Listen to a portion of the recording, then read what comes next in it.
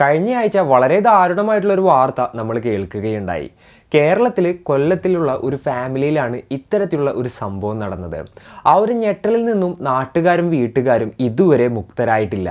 കൊല്ലം പട്ടത്താനത്ത് തൻ്റെ 2 സ്വന്തം കുഞ്ഞുങ്ങളെ കൊലപ്പെടുത്തിയതിന് ശേഷം അച്ഛൻ ആത്മഹത്യ ചെയ്യുകയായിരുന്നു. ചെറിയ മക്കളെയായിരുന്നു അയാൾ കൊലപ്പെടുത്തിയിട്ട് ആത്മഹത്യ ചെയ്തത്. അപ്പോൾ എന്താണ് അവിടെ സംഭവിച്ചത്? അതുപോലെ തന്നെ എന്തുകൊണ്ടാണ് ഇത്തരത്തിലുള്ളൊരു ക്രൂരതയ്ക്ക് അയാൾ മുതിർന്നത്? അപ്പോൾ ഇതിനെക്കുറിച്ചിങ്ങായിട്ട് ഇവരുടെ ഫാമിലി മെമ്പേഴ്സും ഫ്രണ്ട്സും ഒക്കെ പറയുന്നത് എന്താണ്, പോലീസുകാർ എന്തൊക്കെയാണ് പറയുന്നത്, ഇത്തരത്തിലുള്ള കാര്യങ്ങളൊക്കെയാണ് ഇന്നത്തെ വീഡിയോയിലൂടെ നമ്മൾ ഡീറ്റെയിൽ ആയിട്ട് ഡിസ്കസ് ചെയ്യാൻ പോകുന്നത്. Hello guys, welcome back to the channel. Rizin this side.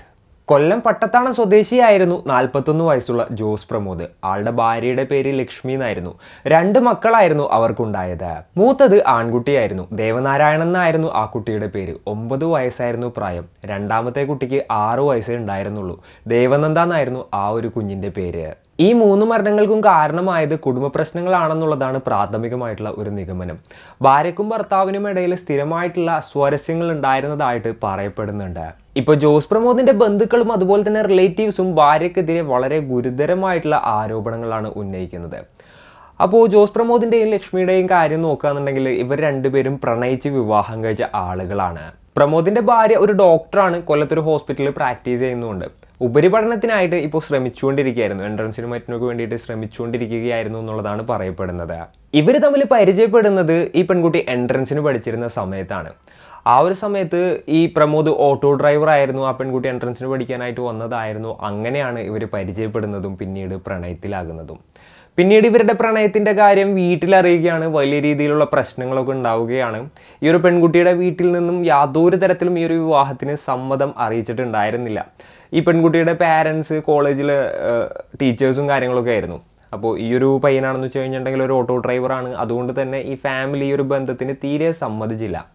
എന്നാൽ ഇവർ രണ്ടുപേരും കൂടെ ഒളിച്ചോടി പോകുന്നൊരു സിറ്റുവേഷനിലോട്ട് കാര്യങ്ങൾ എത്തുകയായിരുന്നു. അതിനുശേഷം കേസായി നേരെ കോടതിയിലോട്ട് എത്തി. അതിനുശേഷം ഈ പെൺകുട്ടിയോട് കോടതി ചോദിച്ചു പെൺകുട്ടിയുടെ താല്പര്യം എന്താണെന്നുള്ളത്. അപ്പോൾ ജോസ് പ്രമോദിൻ്റെ കൂടെ പോകണമെന്ന് പറഞ്ഞു. അങ്ങനെ കോടതി ഇയാളോടൊപ്പം ആ ഒരു പെൺകുട്ടിയെ പറഞ്ഞയക്കുകയും ചെയ്തു. അങ്ങനെ വീട്ടുകാരുടെ എതിർപ്പ് വകവെക്കാതെ ഇവർ രണ്ടുപേരും ഒരു ജീവിതം തുടങ്ങുകയായിരുന്നു. അവർക്ക് 2 കുഞ്ഞുങ്ങളും ജനിച്ചു, ഒരു ആൺകുട്ടിയും ഒരു പെൺകുട്ടിയും. അതിനിടയിൽ സംഭവിച്ച കാര്യങ്ങൾ എന്തൊക്കെയാണെന്ന് പറയുകയാണെന്നുണ്ടെങ്കിൽ ഈ പെൺകുട്ടിയുടെ വീട്ടുകാർ ഈ പെൺകുട്ടിയുമായിട്ട് വീണ്ടും സംസാരിക്കാനായിട്ട് തുടങ്ങി. പതിയെ അവർ തമ്മിലുള്ള പ്രശ്നങ്ങളും മറ്റുമൊക്കെ തീരുകയാണ്. അതായത് ഇവരെ രണ്ടുപേരെയും ആ ഒരു ഫാമിലി അക്സെപ്റ്റ് ചെയ്യുകയാണ്. അതുപോലെ തന്നെ ഈ ഒരു വിവാഹമൊക്കെ കഴിഞ്ഞതിന് ശേഷമാണ് ജോസ് പ്രമോദ് വിദേശത്തോട്ടൊക്കെ പോകുന്നത് ജോലി ആവശ്യത്തിന് വേണ്ടിയിട്ട്. അതിനുശേഷം കുറച്ചു കാലം അവിടെ വർക്ക് ചെയ്തിട്ട് തിരിച്ചു വരികയും ചെയ്തു. അപ്പോൾ ആ ഒരു സമയത്തും കാര്യങ്ങളൊക്കെയാണ് ഇവരുടെ ഇടയിൽ പ്രശ്നങ്ങൾ തുടങ്ങുന്നത്. ഇവരുടെ ലൈഫൊക്കെ നല്ല സ്മൂത്തായിട്ട് മുന്നോട്ട് പോവുകയായിരുന്നു. അപ്പോഴാണ് കുറച്ച് കാര്യങ്ങൾ ഈ ഒരു പ്രമോദ് അറിയുന്നത്. എന്താണെന്ന് വെച്ച് കഴിഞ്ഞിട്ടുണ്ടെങ്കിൽ തൻ്റെ ഭാര്യയ്ക്ക് വേറൊരാളുമായിട്ട് ഒരു അടുപ്പമുണ്ട് എന്നുള്ള രീതിയിലുള്ളൊരു സംസാരം ഉണ്ടായിരുന്നു. ആ ഒരു കാര്യമായിരുന്നു ഇയാൾ അറിഞ്ഞത്. അങ്ങനെ അവർക്കിടയിൽ ദാമ്പത്യ പ്രശ്നങ്ങൾ ഉണ്ടാവുകയാണ്. ഒരുപാടധികം വാക്കുതർക്കങ്ങൾ ഉണ്ടാവുകയാണ്, വഴക്കുകൾ ഉണ്ടാവുകയാണ്. അപ്പോൾ ഇങ്ങനെയൊക്കെയായിരുന്നു കാര്യങ്ങൾ എന്നുള്ളതാണ് ഇവരുടെ ബന്ധുക്കൾ പരാതിപ്പെടുന്നത്. ഇതിനോടൊപ്പം ബന്ധുക്കൾ കൂട്ടിച്ചേർത്ത് എന്താണെന്ന് വെച്ച് കഴിഞ്ഞിട്ടുണ്ടെങ്കിൽ ആ ഒരു സമയത്ത് അത് തൻ്റെ വെറും സുഹൃത്താണെന്നുള്ള രീതിയിലായിരുന്നു ഈ ഒരു സ്ത്രീ ആ ഒരു പ്രമോദിനോട് പറഞ്ഞിട്ടുണ്ടായിരുന്നത്. എന്നാൽ അതിനുശേഷവും ഈ ഒരു ബന്ധം തുടർന്നതായിട്ടും വീണ്ടും ഇത് പ്രമോദ് അറിഞ്ഞതായിട്ടുമാണ് പ്രമോദിന്റെ ബന്ധുക്കൾ ആരോപിക്കുന്നത്. വീണ്ടും വഴക്കും കാര്യങ്ങളൊക്കെ ഉണ്ടായി. അതിനുശേഷമാണ് ഉപരിപഠനത്തിന് പോകണമെന്ന് പറഞ്ഞുകൊണ്ട് വീടിൻ്റെ അവിടെ നിന്ന് കുറച്ച് മാറിയിട്ട് ഒരു ഹോസ്റ്റൽ എടുത്തിട്ട് ഈ ഒരു സ്ത്രീ താമസമാകുന്നത്. അതായത് എൻട്രൻസിനും കാര്യങ്ങൾക്കൊക്കെ പഠിക്കുന്നതിന് വേണ്ടിയിട്ടാണെന്നാണ് പറയപ്പെടുന്നത്. കഴിഞ്ഞ 2 മാസങ്ങളായിട്ട് പ്രമോദും കുട്ടികളും മാത്രമായിരുന്നു വീട്ടിലുണ്ടായിരുന്നത്. ഭാര്യ ഹോസ്റ്റലിൽ നിന്ന് വീട്ടിലോട്ട് വരാറുണ്ടായിരുന്നില്ല എന്നുള്ള രീതിയിലും ആരോപണങ്ങളുണ്ട്. കുട്ടികളുടെ എല്ലാ കാര്യങ്ങളും പ്രമോദായിരുന്നു നോക്കിയിരുന്നത്. ഭാര്യയുമായിട്ട് ഇത്തരത്തിലുള്ള പ്രശ്നങ്ങളും മറ്റും ഉണ്ടാവുകയാണ്. ഭാര്യ എന്താ പറയുക, വേറൊരു സ്ഥലത്ത് പോയിട്ട് ഇങ്ങനെ താമസിക്കുകയാണ്. ഇങ്ങനെയുള്ള ഒരുപാടധികം പ്രശ്നങ്ങളൊക്കെ ആളുടെ ലൈഫിൽ ഉണ്ടായപ്പോൾ മാനസിക സംഘർഷം ആൾക്ക് ഉണ്ടാവുകയാണ്. ആളുടെ തന്നെ പിടിവിട്ടു പോകുന്നൊരു സിറ്റുവേഷനിലോട്ട് കാര്യങ്ങൾ എത്തുകയാണ്. അങ്ങനെയുള്ളൊരു സിറ്റുവേഷനിലാണ് ആൾ ഇത്തരത്തിലുള്ളൊരു തീരുമാനം എടുത്തതായിട്ട് കരുതപ്പെടുന്നത്. അപ്പോൾ ആളുടെ ഒരു ബന്ധുവിനും അതുപോലെ തന്നെ ആളുടെ വൈഫിനൊക്കെ വോയിസ് മെസ്സേജ് അയച്ചിട്ടുണ്ടായിരുന്നു. ആളുടെ ബന്ധുവിന് അയച്ച വോയിസ് മെസ്സേജും കാര്യങ്ങളൊക്കെ പുറത്തു വന്നിട്ടുണ്ടായിരുന്നു.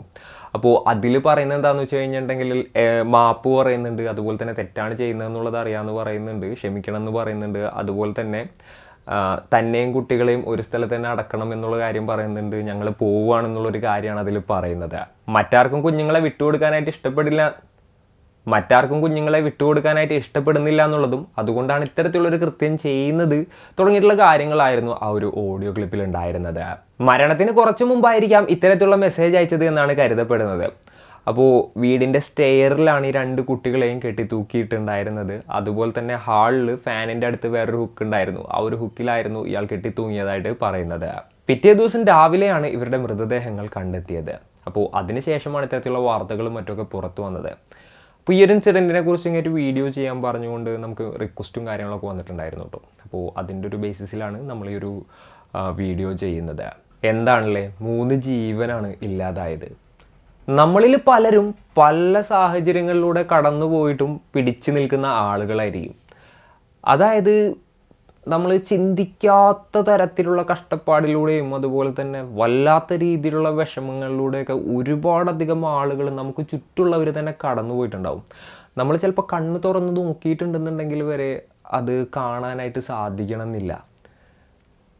അപ്പോൾ എന്താണെന്നുണ്ടെങ്കിലും ലൈഫിൽ ഏതെങ്കിലും ഒരു മൊമെൻറ്റിലൊക്കെ നമ്മളെല്ലാവരും സ്ട്രഗിൾ ചെയ്യേണ്ടതായിട്ട് വരും.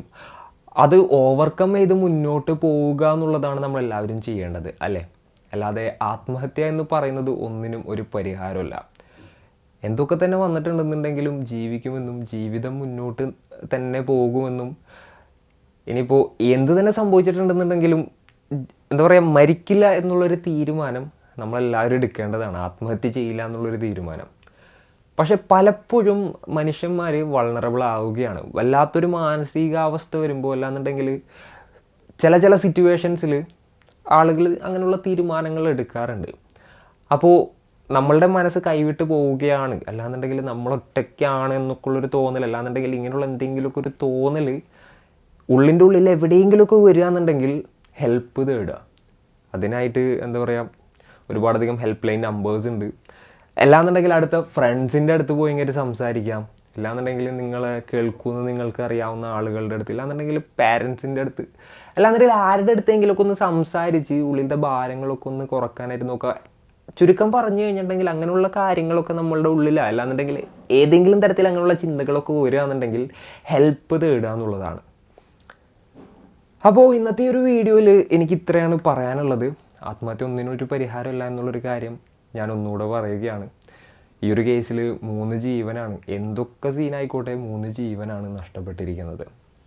ഇപ്പോൾ ഈ ഒരു സ്റ്റോറിയും കാര്യങ്ങളൊക്കെ കേട്ടപ്പോൾ നിങ്ങൾക്ക് എന്താണ് തോന്നുന്നത്? നിങ്ങളുടെ തോട്ട്സും മറ്റും എന്തൊക്കെയാണെന്നുണ്ടെങ്കിലും താഴെ കമൻറ്റുകളായിട്ട് രേഖപ്പെടുത്തുക. And it's me Rejin signing off. Peace. Stay peaceful guys. Stay safe.